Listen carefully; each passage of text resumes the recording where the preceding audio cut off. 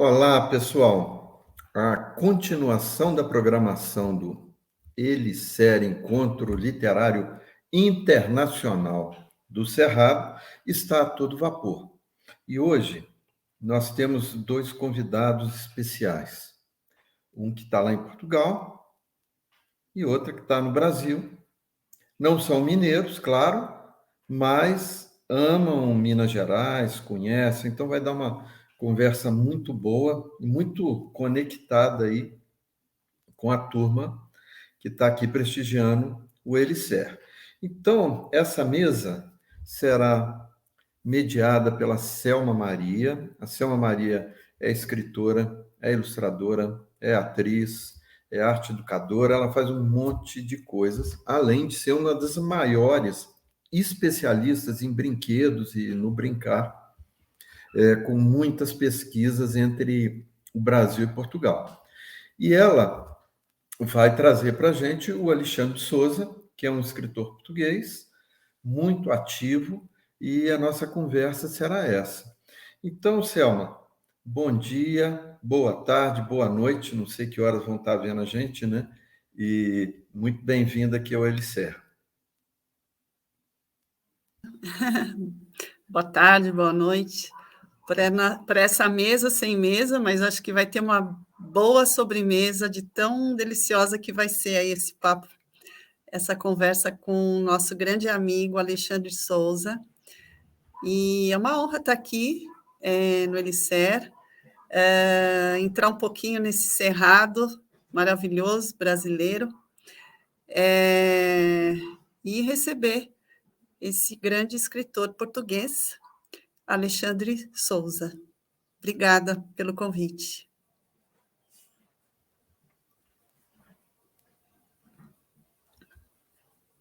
Muito bem.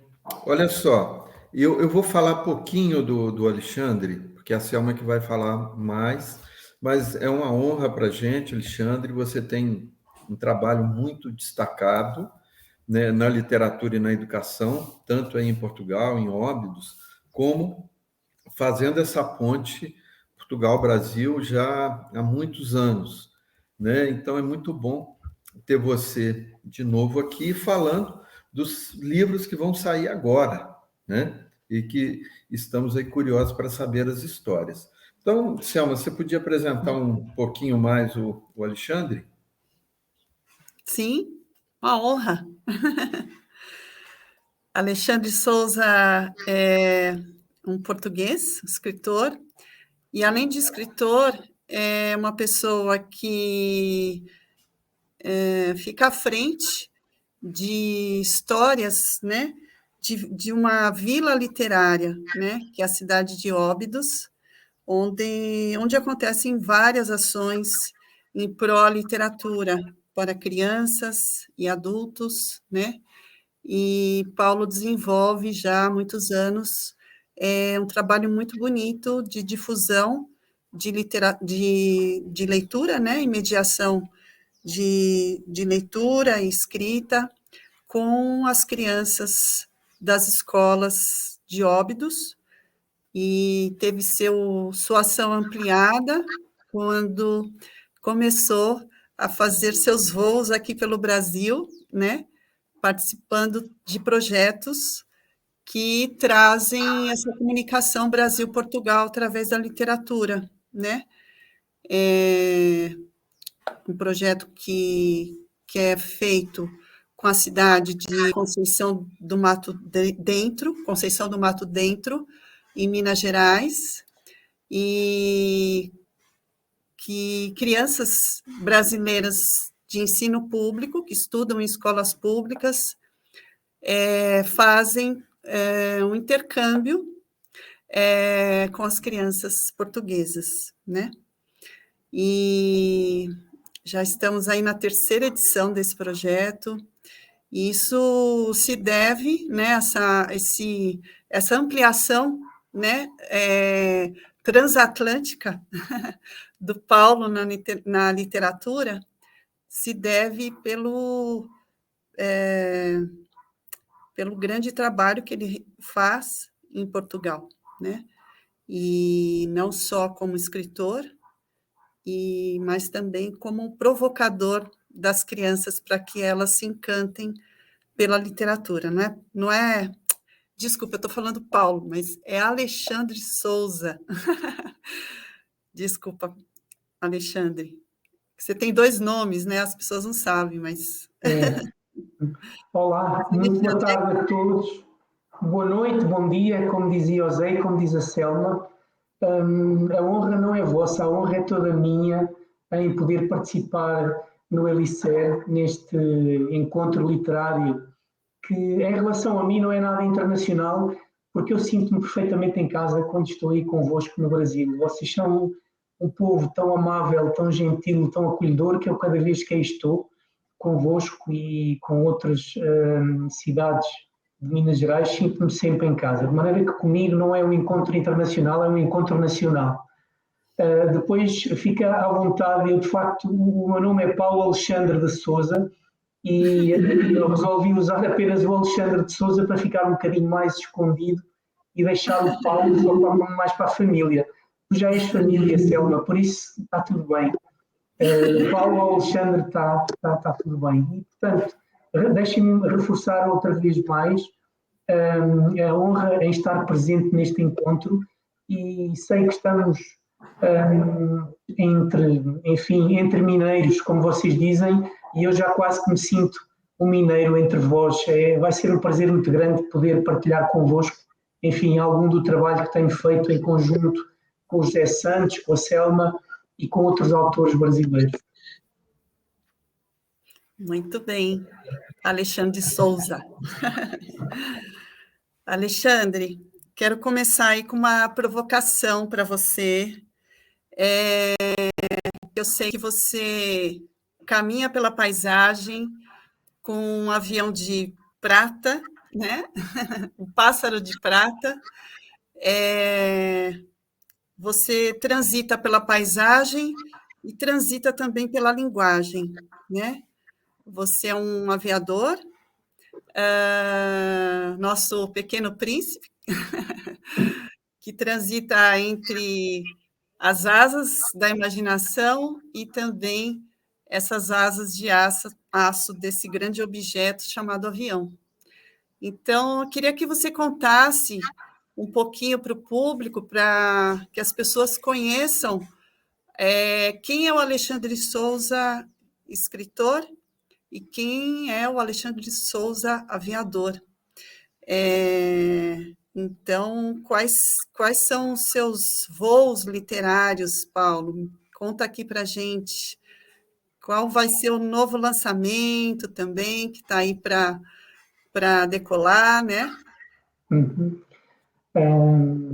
Obrigado, Selma. Olha, deixem-me então começar por vos contar que eu fui durante 31 anos aviador da Força Aérea Portuguesa. E isso fez com que andasse muito perto das nuvens quase a maioria dos meus dias. E foi nas nuvens que eu descobri esta vontade, esta motivação que se encontra dentro de todos nós, que é de contar histórias, de contar aquilo que vemos, de contar aquilo que sentimos. E a primeira coisa que eu escrevi foi precisamente sentado dentro de um avião, porque a beleza daquilo que encontrava era tão grande, tão grande, tão grande, que eu achava que tinha que contar isto a alguém. E a primeira história que eu escrevi foi uma história para uma filha minha que eu tenho, que é a Maria. Estava doente e eu tinha que, enfim, tentar animá-la. E então contei a história de um pincel que se cansou de pintar o papel que estava no chão e resolveu um dia pintar um balão e o balão ganhou, enfim, inflamou, ganhou asas e lá fui eu, pelo céu fora, tentar descobrir novas histórias e foi essa a primeira que aconteceu com a Maria. Depois, a partir daí, foi algo que nunca mais parou. E eu acho que isto existe com todos nós. Todos nós temos histórias para contar, todos nós temos coisas para dizer e às vezes falta-nos apenas algum empurrãozinho que nos dê dar um passo em frente. E eu acho que o facto de ter sido aviador durante tantos anos e viver perto das nuvens tornou-me um bocadinho mais louco, tornou-me um bocadinho, sei lá, mais pensador do que é o normal, e acabou por me levar à escrita, o que agora terminada a minha carreira aeronáutica, acabou por se tornar uma das minhas principais atividades, escrever não só textos como este que tu estavas agora a referir, que já vamos, enfim, revelar um pouco mais, mas também a poesia, que é outra arte de voar. Quando nós começamos a olhar para as paisagens à nossa volta, para as pessoas à nossa volta, e temos tempo para as observar, para as admirar, acabamos sempre por encontrar aquilo que normalmente ninguém vê. Portanto, um poeta não é mais do que uma pessoa que tem um bocadinho mais de tempo, ou pelo menos encontra mais tempo, e acaba por descobrir os detalhes que passam despercebidos a todos. E depois, quando alguém lê um poema, parece que faz uma descoberta muito grande, quando afinal tudo esteve sempre em frente aos seus olhos, todos os dias, mas que a falta de tempo, enfim, todos os estímulos que nos levam no dia a dia a não ter tempo para nada, acabamos por pensar que se calhar também nós, se tivéssemos tempo para parar, éramos capazes de descrever exatamente a mesma coisa do que faz um poeta, do que faz um escritor. É só não nos dedicarmos como nos dedicamos a fazer tantas outras coisas. De modo que o ser aviador, regressando agora ao princípio, foi talvez o que me levou a ser escritor. E o que me levou a escrever agora também este livro que a Selva estava a referir, que é um livro que se vai chamar Horizonte no Mar de Nuvens. E agora é contigo, Selma. Eu posso contar aquilo que tu quiseres e contar a toda a gente que nos ouve aquilo que tu quiseres. Muito bom. Nesses voos do Alexandre de Souza, nasceu não só a Maria, né? Nasceram 6 crianças que têm oportunidade aí de entrar nesse voo imaginário seu e da Sandra, né? E eu queria saber, Paulo, um pouco o que é esse horizonte, né? O que você traz, né, nesse mar de nuvens, essas nuvens, se você viu aí muitas esculturas, se essas nuvens te deixou nu em relação à escrita, como é essa sua entrega para criar essa história, como é que foi?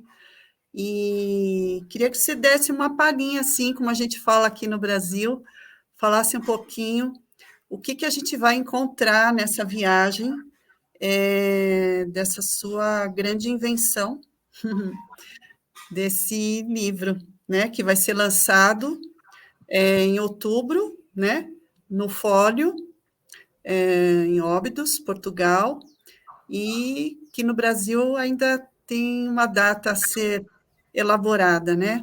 Então, conta um pouco para a gente conhecer que história é essa, se ela também traz blimundas, sete sóis, se ela traz passarolas, se ela traz...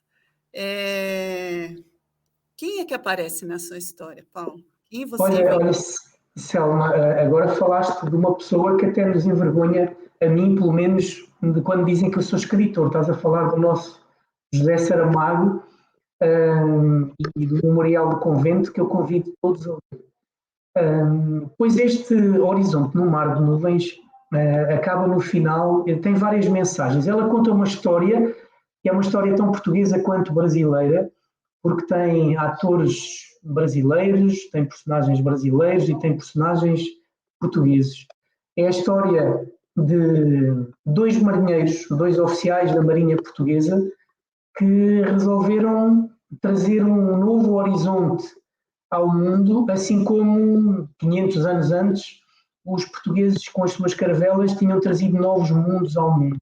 Eles têm, ao fim e ao cabo, a vontade e a oportunidade de trazer um novo horizonte. E que horizonte é este? Que acaba por ser uma metáfora também daquilo que eu tento fazer com os meus filhos. Eu espero que estejam muitos filhos a escutar-nos e alguns pais também.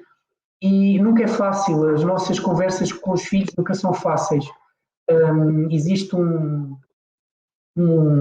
como se diz, um gap geracional, um espaço geracional entre nós, faz com que as linguagens não sejam as mesmas, às vezes nem o vocabulário é o mesmo e nunca é fácil conversar com as crianças, e as crianças às vezes também têm alguma dificuldade em conversar com os adultos. E a melhor maneira de o fazer é através dos livros, é através da literatura.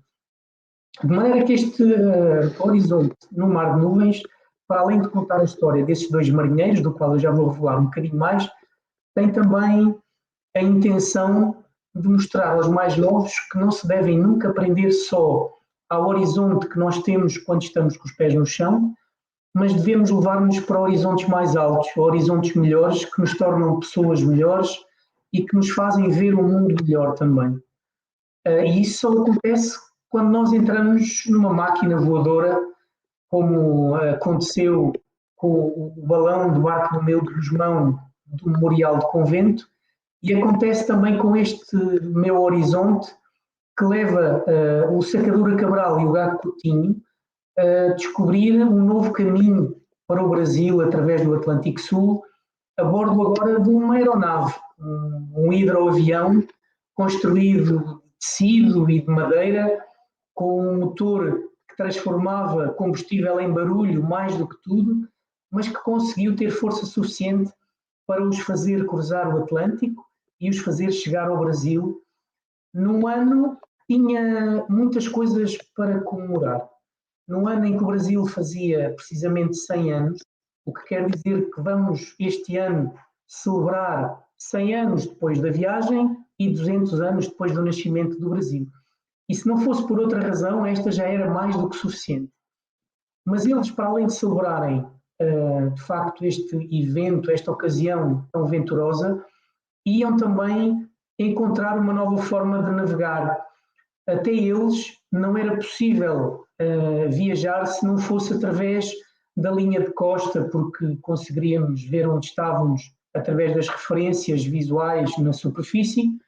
E eles fizeram, ao fim e ao cabo, a adaptação de uma série de instrumentos marítimos, como disse, eles eram os dois marinheiros, e trazem-nos para os aviões, e depois era preciso testá-los. E nada melhor do que os testar do que fazer uma viagem de milhares e milhares de quilómetros, como eu vos disse, quase que num barquinho à vela, mas num barquinho voador, que, enfim, tem muitas peripécias pelo caminho. Eles, desde que descolaram aqui de Lisboa até chegar ao Rio de Janeiro, enfim, tiveram que ultrapassar inúmeros obstáculos, tiveram que vencer imensas dificuldades, e o perigo de vida esteve sempre, sempre, sempre com eles. Não posso contar assim muito mais, Selma. Não, tem que deixar para a gente entrar no seu aviãozinho de papel, né? É verdade. Quase que era um avião de papel, é verdade. Pois é. E você cita dois nomes aí, né, importantes na história dessa da aviação, Sacadura Cabral e o Gago Coutinho, né? Eu fico aqui pensando, né, em quantas pessoas que uniram a ciência e a arte para compor essa história, né? Desse grande sonho de Ícaro, de voarmos, né? A gente tem aqui no nosso público crianças que, desde pequenas, colocam um pano nas costas e fazem assim com o braço e se tornam objetos voadores. A gente tem aviãozinhos de papel, a gente tem barquinhos feitos de nós, no Cerrado de Buriti, Miriti. Queria que você trouxesse, Paulo, para o público, como é que foi a sua infância? A sua infância foi recheada de voos, né, que tornaram você esse grande aviador, tanto na paisagem quanto na linguagem, assim, o que você lembra da sua infância que remete a esses dois Alexandres, né, que hoje se unem e compõem essa bela história e contribuem para a nossa literatura em língua portuguesa. Olha, Selma, eu lembro-me de ser pequenino e nessa altura não morava em Óbidos, morava exatamente em Lisboa.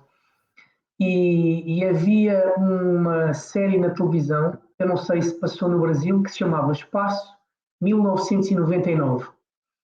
E nós estávamos nos anos 70, ainda antes aqui da grande revolução que nos trouxe a liberdade em Portugal, e aquela série era uma série que tinha naves espaciais, tinha homens que estavam na Lua e que voavam por outros planetas e corriam o universo. E aquilo para um menino de 7, 8 anos era uma coisa completamente nova. Eu apenas tinha tido contacto com os aviadores através de um livro de Júlio Verne, que era A Viagem à Lua, precisamente, e do Príncipezinho de Saint-Exupéry, que tu falavas ainda há pouco. Portanto, havia qualquer coisa nesses dois livros que tinham uma particularidade muito importante, que era o nós podermos sair de onde estávamos e podermos ir para outros lugares, mas com uma intenção, com um propósito que também seguiu o Gago Coutinho e o Sacadura Cabral, que era o de ir à procura de um mundo melhor e o de encontrar, ir ao encontro, trazer para a nossa vida outras pessoas, trazer ao fim e ao cabo um círculo de amizade que pudesse fazer de nós pessoas melhores. Isso no Príncipezinho é muito evidente e na questão do Sacadura Cabral e do Gago Coutinho também. E, portanto, eu desde pequenino que tinha esta coisa de querer sair de Portugal, de querer viajar, de querer conhecer outras pessoas, de querer encontrar outras pessoas. E o Gago Coutinho e o Sacadura Cabral, para além de irem celebrar o centenário do Brasil, iam fazer algo que provavelmente terá sido a razão mais elevada, a razão mais alta, a melhor dos propósitos que eles tinham, que era o de, imagina que o Brasil, na América do Sul e Portugal, aqui na Europa, são dois pedaços de tecido e que têm este oceano ao meio. E eles achavam que estes dois países que estavam tão longe um do outro tinham mais razões para estar perto do que para estar longe. E então aquele voo foi um voo que lhes permitiu cozer, como se fosse com uma agulha e com uma linha, os buracos que havia de um lado e do outro, de maneira a que com o avião os conseguisse aproximar e fazer com que as relações de amizade entre os dois países, de uma vez por todas, chegassem ao nível que deveriam estar sempre, porque nós nascemos irmãos, haveremos de crescer como irmãos e até à eternidade iremos sempre ter irmãos. De modo que eu acho que quer eu enquanto pequenino, quer o Príncipezinho, quer as viagens do Espaço 1999, quer agora o Gago Coutinho e o Sacadura Cabral, se calhar a única coisa que eles foram fazer, para além de tudo o resto, foi fazer com que dois irmãos, neste caso dois países irmãos, se voltassem a reencontrar. E isto deve perseguir-nos, a mim perseguiu-me desde pequenino, continua a perseguir-me agora, e desde há uns anos esta parte que comecei a ter uma outra relação com o Brasil, porque até então o Brasil era aquilo que nós víamos nas novelas, nos filmes, nunca tinha tido a oportunidade de ter estado com um brasileiro. E a partir do momento em que a escrita me trouxe esta nova oportunidade de me encontrar com irmãos que eu nem sequer conhecia, devo confessar que nem sequer sabia que existiam como tal, como irmãos, fez com que tudo o que eu tivesse feito na escrita e tudo aquilo que eu venha a fazer na escrita no futuro tenha valido a pena. O ter-vos conhecido, o ter-vos encontrado, tal como Gago Coutinho e Sacadura Cabral encontraram o Brasil, e Gago Coutinho encontrou de tal maneira o Brasil que ficou a viver no Rio de Janeiro durante muitos anos, acabou por morrer em Portugal, mas o Brasil era para ele a sua terra também. E, portanto, continua esse menino pequenino, cheio de vontade de encontrar pessoas fora daqui do sítio onde eu normalmente tenho os pés. É bom é sair com os pés voando. Que bom que a literatura proporciona isso, né? Não só individualmente, mas por uma nação inteira. E no caso do teu trabalho, unindo dois países que são irmãos, a gente fala que é pai e filho, mãe e filha, mas eu acho bonito você colocar que somos irmãs e irmãos, porque acho que essa esse sentimento de irmandade, né, de aprender, né, nós brasileiros e brasileiras eu sinto hoje que a gente tem muito que aprender com Portugal, no sentido que o voo português, ele tem sido muito mais humanitário, ele tem sido um voo de juntar menos crueldade, né? Acho que o voo brasileiro atualmente tem trazido indiferença para o sofrimento de um povo todo. Essa metáfora do avião, do voo, você acha que o seu aviãozinho, Paulo, ele que já pousou no Cerrado, né? Você já esteve aqui no Cerrado brasileiro, você acha que esse avião ele traz essa vontade de amizade, de solidariedade, né? Vinda aí de Portugal? O que você acha? O que você pode trazer de esperança nesse voo para a gente? Olha, Selma, eu espero que este horizonte no mar de nuvens consiga não só honrar a memória desses dois bravos marinheiros que descobriram ares nunca antes voados, mas também continuar aquilo que eles tentaram fazer e que de vez em quando parece que, enfim, os povos têm uma vontade e depois as elites têm outras vontades que não têm nada a ver com aquilo que o povo quer. Eu acho que o povo brasileiro e o povo português têm no seu sangue exatamente a mesma vontade, que é viverem uma fraternidade muito saudável em todas as áreas. Tu dizias que os brasileiros têm muito a aprender com os portugueses, e eu digo que os portugueses têm tanto a aprender com os brasileiros. A primeira delas é falar a nossa língua, a nossa pátria comum, da maneira doce que vocês falam. Nunca me canso de dizer isto. Eu gosto muito de ir ao Brasil por todas as razões e mais algumas, mas se calhar a maior é para vos ouvir falar assim de viva voz a língua portuguesa que me é tão cara e que é cara a todos aqueles que escrevem e que leem. Essa é a primeira razão, é continuar esse serviço de fraternidade que o Gago Coutinho e o Sacadura Cabral tentaram. E já que falamos nisto, deixa-me só levantar aqui um bocadinho mais o véu deste horizonte para te dizer que quer o Sacadura Cabral, quer o Gago Coutinho tinham uma admiração imensa e achavam que tinham muito que aprender. É uma prova do que eu te digo, de que os portugueses têm muito que aprender.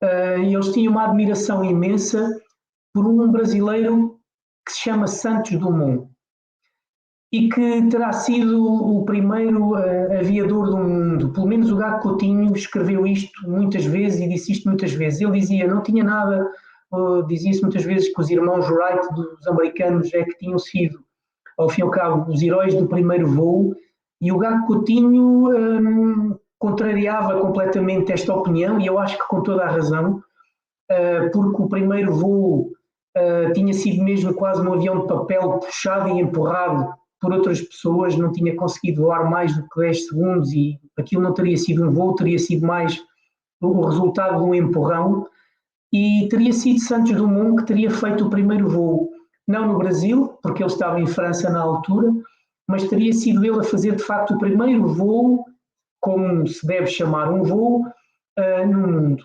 Tanto que eles convidaram o Santos Dumont para fazer parte desta aventura que foi a travessia do Atlântico Sul, mas o Santos Dumont, na altura, quando ouviu falar do projeto, e porque não conhecia nem o Sacadura Cabral, nem o Gago Coutinho, para ele eram apenas dois marinheiros sonhadores e um bocado malucos, e ele disse, eu acho que isso vai correr muito mal, e, portanto, eu não quero fazer parte dessa viagem porque vai acabar numa tragédia muito grande.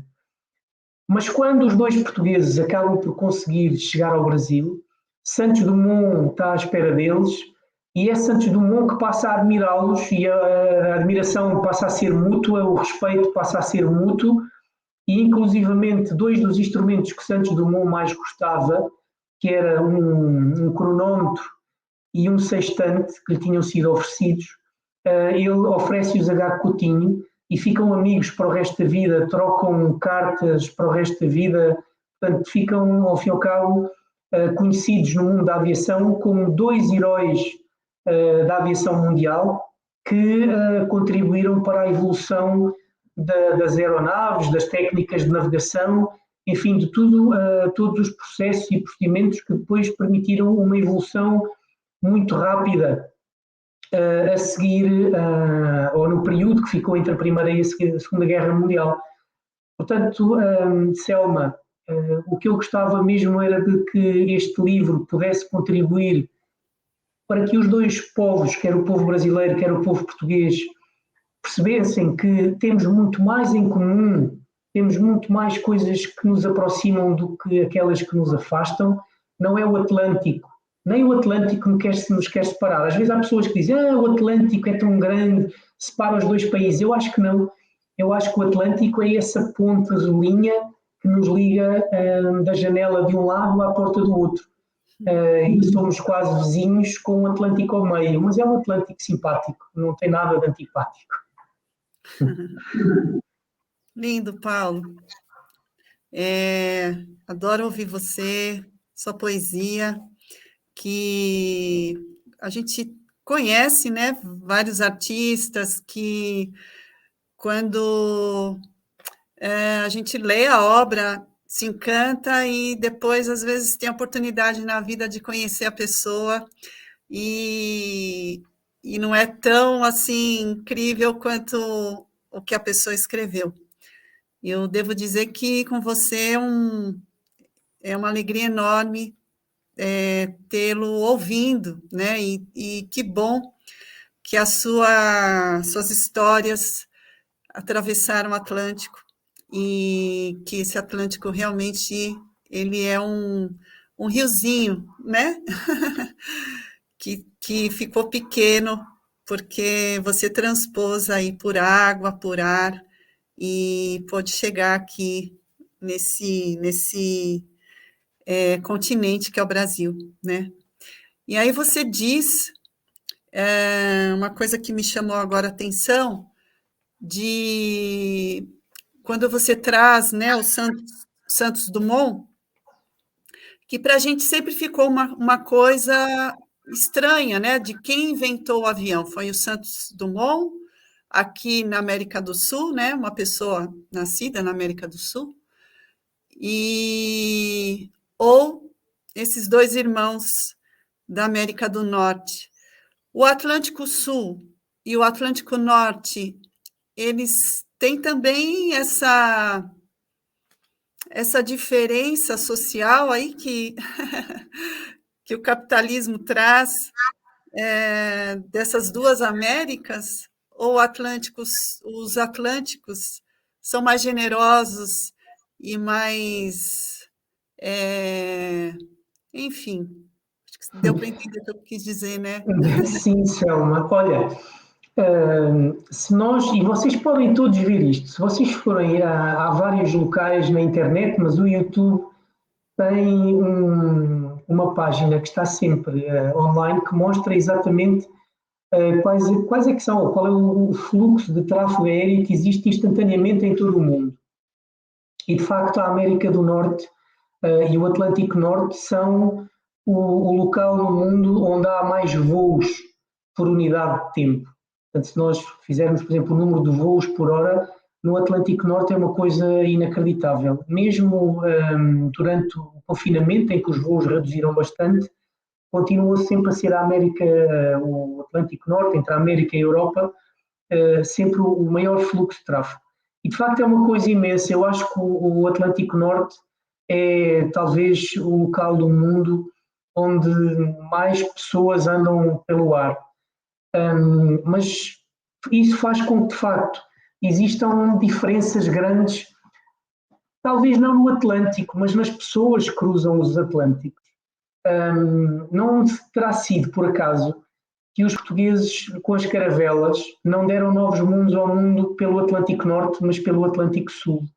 Nós, quando chegámos aos Açores, depois alguma coisa nos fez voltar para a esquerda, alguma coisa nos fez voltar para o sul e não continuar em frente, porque o mais natural teria sido continuar em frente.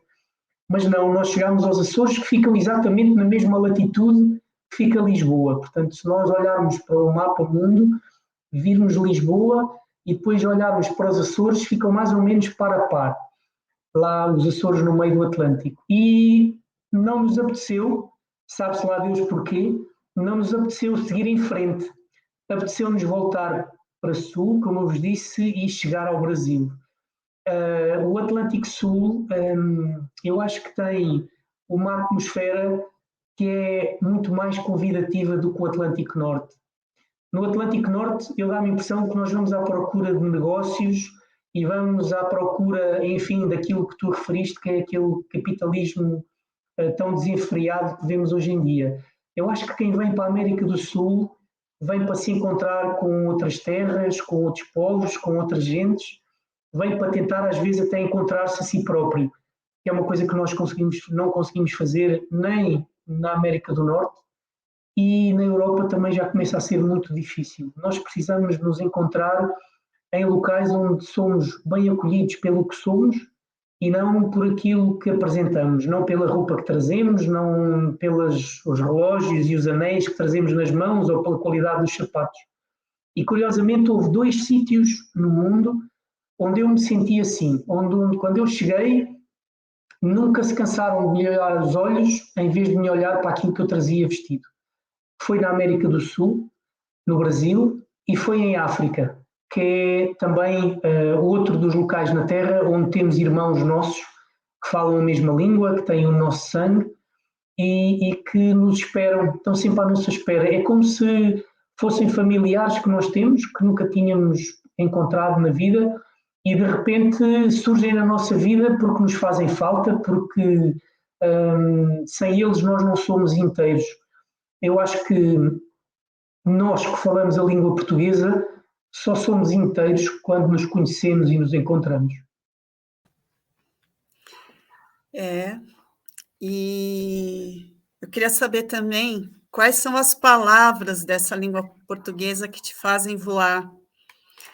Uma vez eu te perguntei qual a palavra da língua portuguesa que você achava mais bonita. Uhum. E você falou que foi mãe, que é mãe, né? Uhum. Mãe é a palavra mais bonita da língua portuguesa. Pelos tantos significados que ela carrega, afetivos, enfim. Eu queria saber, para compor o livro O Horizonte no Mar de Nuvens, quais foram as palavras? Você faz lista de palavras, Paulo? Qual é a sua dinâmica de escrita? Traz um pouco para a gente desse seu universo de voos pelas palavras, né? Uhum. Você que hora que você encontra para escrever entre 6 filhos, esposas, família, esposas não, esposa, desculpa. Se bem que a Sandra é esposas, né? Do tanto que ela faz. Mas, verdade. enfim, como que é a sua rotina de escritor, se é que ela existe? Conta um pouco para a gente quais palavras da língua portuguesa que te encantam, que te fazem voar. Eu não tenho grande método de escrita, eu sou um escritor miserável, tanto que eu digo eu hei de ser eternamente um aprendiz de escritor que teve a sorte na vida de encontrar alguns escritores, e em particular o José Santos e a Selma Maria.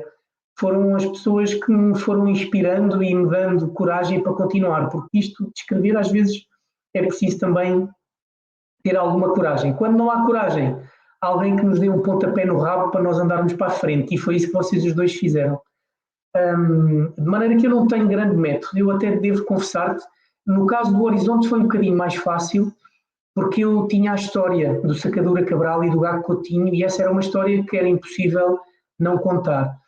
Mas, obviamente, o livro, o título é Horizonte no Mar de Nuvens e Outras Histórias.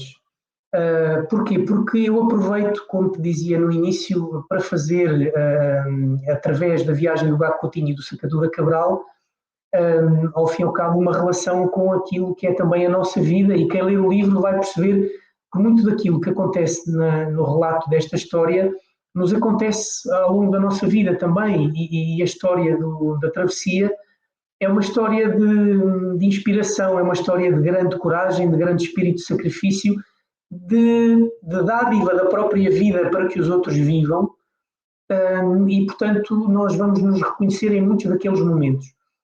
A história começa com um pequeno capítulo que se chama Sementes, e portanto a primeira palavra que me surgiu para começar a escrever foi sementes. E sementes porquê? Porque um dia eu fui buscar uma filha minha à escola e ela vinha toda contente aos saltos para ter comigo e diz-me assim: ó pai, eu hoje fiz uma coisa muito, muito gira. Eu acho que vocês não sabem o que é a palavra gira, mas uma coisa gira é uma coisa muito legal, está bem? É uma coisa muito bacana. E então eu fiquei obviamente curioso. Então conta-me lá, o que é que tu fizeste? Eu estive a sementar.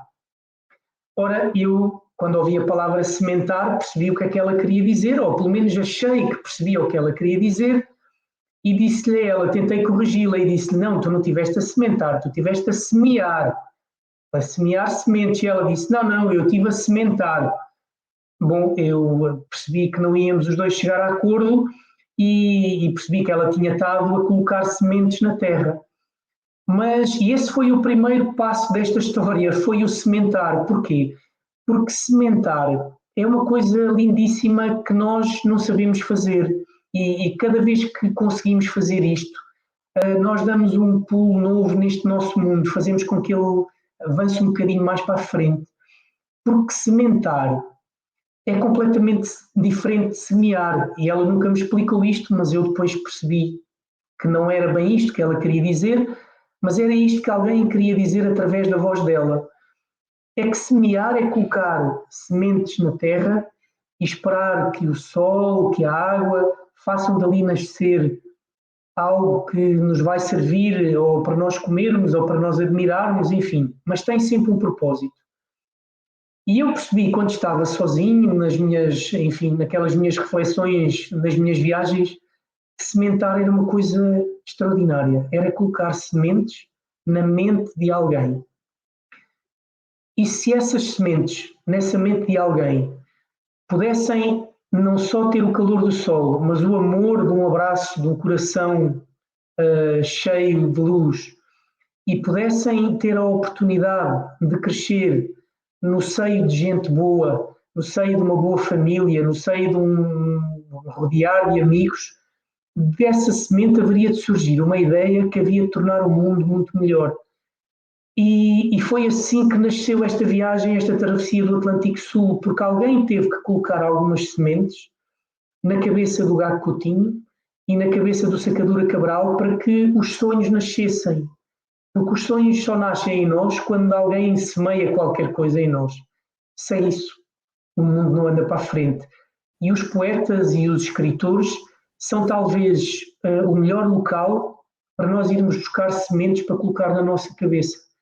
Por isso é tão importante ler e mais tarde escrever para que outros possam também ser sementados como nós fomos. Que lindeza!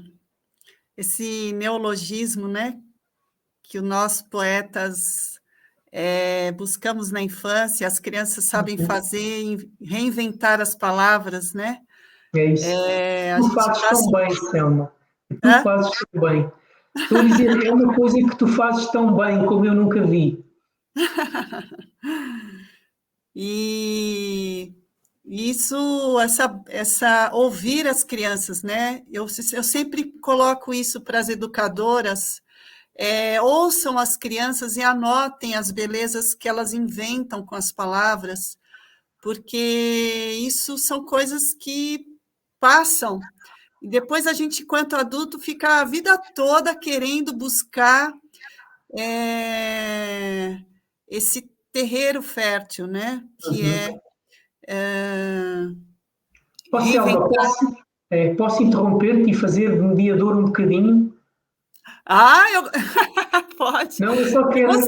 Eu gostei de ser mediadora, eu quero me convidar para várias mesas. E vais, eu só vou roubar-te aqui um bocadinho de tempo, porque eu dizia há bocado, e é verdade, tu tens um trabalho com as palavras que é próprio das crianças. Tu és uma criança grande, és uma criança linda, que tem o dom de conseguir ainda brincar com as palavras e também de brincar com outras coisas que são tão importantes para as crianças, que são os próprios brinquedos, que nós adultos perdemos. Eu acho que é tão bonito quando nós podemos brincar com tudo que está à nossa volta, e brincar no bom sentido. É o deixar de brincar que faz com que nós nos comecemos a sentir muito importantes e adultos, e as brincadeiras já não são próprias de um adulto, quando eu acho que é exatamente o contrário. É quando nós nos sentimos mais crianças que nós nos tornamos melhores, nos tornamos pessoas muito mais ricas. Conta um bocadinho aqui aos teus mineiros de Geta, como nós dizemos em Lisboa, como é que é o teu trabalho com as palavras e com os brinquedos? Conta um bocadinho. Me pegou, né, Paulo? Bom, o meu trabalho começou no Cerrado, né? No Cerrado, nessa travessia de terra e veredas do Guimarães Rosa, né? Foi um grande momento de amizade e solidariedade com muitas pessoas envolvidas na cidade de Morro da Garça, em Minas Gerais, no Cerrado, e Cordesburgo, onde o Guimarães Rosa nasceu. Foi o meu momento de voo, enquanto artista, educadora, pesquisadora, e ouvindo, né, esse falar mineiro vindo dos contadores de histórias mignins, que eu me tornei escritora. A narrativa, né, do Grande Sertão Veredas, de Guimarães Rosa, contada por crianças e adolescentes, me encantou tanto que eu quis brincar também com as palavras. Até então, eu só pesquisava brinquedos, quer dizer, só não, é muita coisa, né? Pesquisar brinquedos ligados à natureza, assim como acho que foi a Violeta que te apresentou, esse cimentar, né? Que é colocar sementes nas pessoas. Então, meu trabalho foi esse, de descobrir os brinquedos que não eram mais valorizados pelas crianças ou que foram esquecidos pelos mais velhos. E meu trabalho foi ser uma ponte entre uma geração mais antiga e uma geração mais nova e apresentar esses brinquedos com encantamento para os miúdos daqui. E do Cerrado acabei parando em Portugal por conta desse trabalho, né? Em 2011. E fui brincar com as palavras que eu me encantei de ouvir em Portugal. Eu me lembro que quando eu cheguei em Lisboa, eu comecei a chorar, porque aquilo me remeteu a um berço, a uma cantiga de ninar, ouvir o sotaque, o falar, o som, né, de Portugal. E o meu trabalho tem sido esse, brincar com as palavras, que é um brinquedo que não estraga, quanto mais você usa, mais ele fica novo. E seguindo essa caminhada. Ontem eu estava lendo um outro escritor brasileiro que eu admiro muito, que é o Manuel de Barros, e você falou que eu, José, a gente empurra você para ser escritor. E, Alexandre, eu devo dizer que o Manuel de Barros, ele conta que com 80 anos que ele foi descoberto na literatura. Quase 80 anos. Então, é muita resiliência, muita resistência, muita vontade de acreditar, né, que o que a gente quer falar e se doar para o mundo e viajar com as pessoas é uma viagem atemporal, ela não tem data, né? Ela acontece, tem que ir acontecendo, assim como a gente escova os dentes e ir fazendo, né? E voando. E esses voos, quando a gente encontra amigos, é muito bom, porque eles dão força, né? É um trabalho muito... Eu fico pensando que voar, né? Ser aviador, a gente não faz sozinho isso, né? Comandar, pilotar um avião, comandar um navio. E fazer um livro também nunca é um trabalho solitário. É um trabalho feito, sobretudo, com amigos e amigas que acreditam na gente e levam a gente para frente. Porque é uma viagem muito solitária quando a gente escreve, né? E a gente acaba perdendo a confiança muitas vezes. Sabes, Selma, desculpa interromper-te, é precisamente sobre isso que estavas a dizer do ato solitário de escrever. Eu nunca me sinto, e tem a ver com aquilo que tu há bocado perguntavas, qual é que é o teu método, como é que tu escreves, eu nunca me sinto sozinho a escrever. Tanto mais que às vezes, depois de já ter escrito, enfim, algumas páginas, nós relemos aquilo que escrevemos. E tantas vezes eu começo a ler e digo assim, não me parece ter sido eu a escrever isto. Parece ter sido outra pessoa que escreveu. Nós, antigamente, aqui há muitos séculos atrás, nós tínhamos, enfim, a consciência de que não éramos capazes de fazer nada sozinhos. Haveria sempre alguém numa outra dimensão, num outro espaço, num outro tempo, que nos inspirava, que nós, enfim, os escritores chamavam musas, inspiradoras, noutras atividades chamávamos anjos da guarda, enfim, haveria sempre alguma entidade que nos ajudava a cumprir uma missão que era feita na Terra, mas que sem eles era impossível fazer. E depois houve um período da história, nomeadamente ali a partir do Renascimento, ali no século XVI, no século XVII, em que começou a não haver essa ligação com uma entidade, enfim, que estava lá no seu lugar e que nos ia soprando ao ouvido aquilo que nós achávamos que era a inspiração.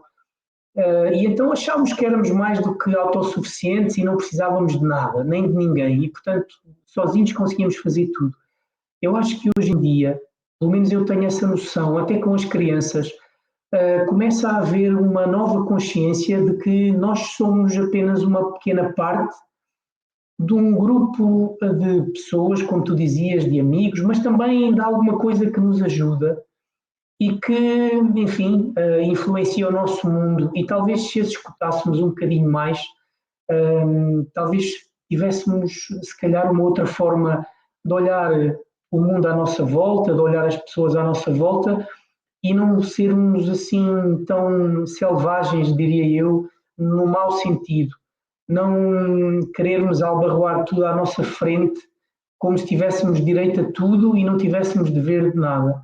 Eu acho que os escritores têm também essa missão de mostrar que todos nós somos apenas só parte, que há outras entidades, outras pessoas que também fazem parte e que ninguém sozinho é capaz de fazer nada. Eu na escrita tenho essa consciência.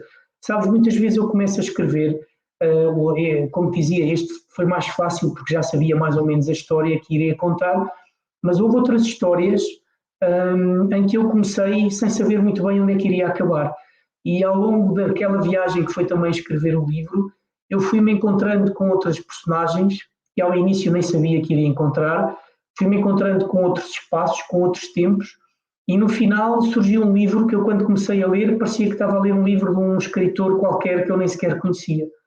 E, portanto, isso deve-nos trazer a humildade suficiente para percebermos que nada fazemos sozinhos e que às vezes muito daquilo que fazemos faz parte de um plano maior. E isto nota-se quando nós recebemos, por exemplo, alguém que leu o nosso livro e que nos diz assim: olha, gostei tanto de ler o teu livro e retirei lá umas ideias tão engraçadas. E depois dizem quais foram as ideias que eles trouxeram do livro e nós também ficamos a ver, olha que coisa tão engraçada, nunca tinha pensado nisso. Ou seja, há coisas que saem dos livros, assim como saem das obras de escultura, das obras de pintura, de tudo que é arte, que os artistas nem sequer pensam que estão a fazer.